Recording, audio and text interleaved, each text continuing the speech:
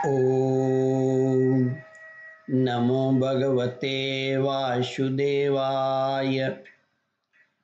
श्रद्धालु भक्तों, श्रीमद् भागवत महापुराण के नवम स्कंद के 19वां अध्याय के अंतर्गत ययाति का गृह त्याग, इसका प्रस्तुतिकरण करूंगा।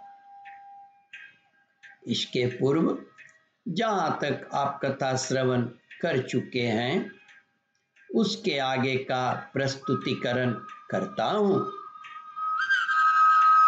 श्री सुखदेव जी कहते हैं, परीक्षित,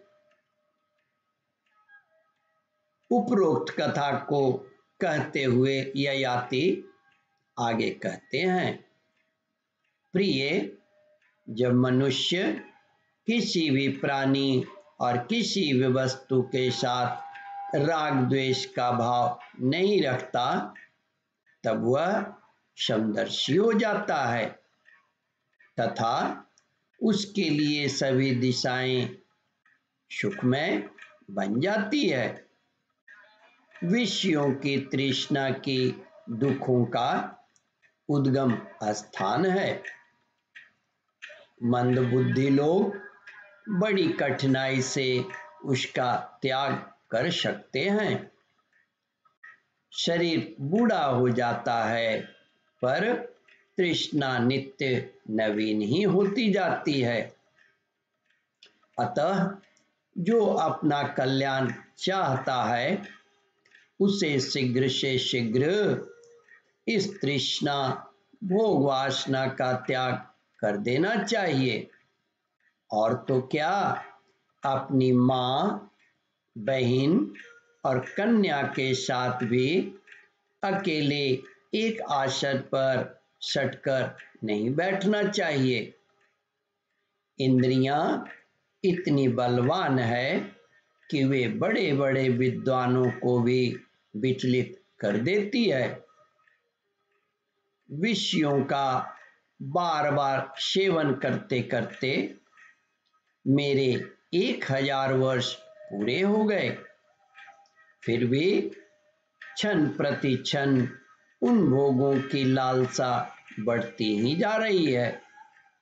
इसलिए मैं अब भोगों की वासना तृष्णा का परित्याग करके अपना अंतःकरण परम पिता परमात्मा के प्रति समर्पित कर दूंगा और शीत, उष्ण, सुख, दुख आदि के भावों से ऊपर उठकर अहंकार से मुक्त हो हरिणों के साथ वन में विचरूंगा। लोक परलोक दोनों के ही भोग असत हैं, ऐसा समझकर न तो उनका चिंतन करना चाहिए और न भोग ही। समझना चाहिए कि उनका चिंतन से ही जन्म मृत्यु संसार की प्राप्ति होती है और उनके भोगों से तो आत्मनाश ही हो जाता है। वास्तव में इनके रहस्य को जानकर इनसे अलग रहने वाला ही आत्मज्ञानी है। परीक्षित, ययाति ने अपनी पत्नी से इस प्रकार कहकर पुरु की जवानी लौटा दी और उससे अपना बुढ़ापा ले लिया। यह इसलिए कि अब उसके चित्त में विषयों की वासना नहीं रह गई थी। इसके बाद उन्होंने दक्षिण पूर्व दिशा में द्रुह्यु, दक्षिण पूर्व दिशा में द्रुह्यु, दक्षिण में यदु, पश्चिम में तुर्वसु और उत्तर में अनु को राज्य दे दिया। सारे भूमंडल की समस्त संपत्तियों के योग्यतम पात्र पुरु को अपने राज्य पर अभिषिक्त करके तथा बड़े भाइयों को उसके अधीन बनाकर वे वन में चले गए। यद्यपि राजा ययाति ने बहुत वर्षों तक इंद्रियों से विषयों का सुख भोगा था, परंतु जैसे पाक निकल जाने पर पक्षी अपना घोंसला छोड़ देता है, वैसे ही उन्होंने एक क्षण में ही सब कुछ छोड़ दिया। वन में जाकर राजा ययाति ने समस्त आसक्तियों से छुट्टी पा ली।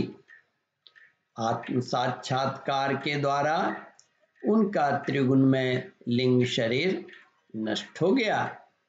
उन्होंने माया मल से रहित पर ब्रह्म परमात्मा वासुदेव में मिलकर वह भाग्यवती गति प्राप्त कर ली, जो बड़े बड़े भगवान के प्रेमी संतों को प्राप्त होती है। जब देवयानी ने वह गाथा सुनी तब उसने समझा कि ये मुझे निवृत्ति मार्ग के लिए प्रोत्साहित कर रहे हैं, क्योंकि स्त्री पुरुष में परस्पर प्रेम के कारण विरह होने पर विकलता होती है। यह सोचकर ही इन्होंने यह बात हंसी हंसी में कह दी है। स्वजन संबंधियों का जो ईश्वर के अधीन है, एक स्थान पर इकट्ठा हो जाना वैसे ही है जैसे प्याव माने कुआं पर आकर के जो पानी पीता है उसका, जैसे प्याव या पानी पीने का जगह, जैसे प्याव पर पथिकों का मिलना होता है।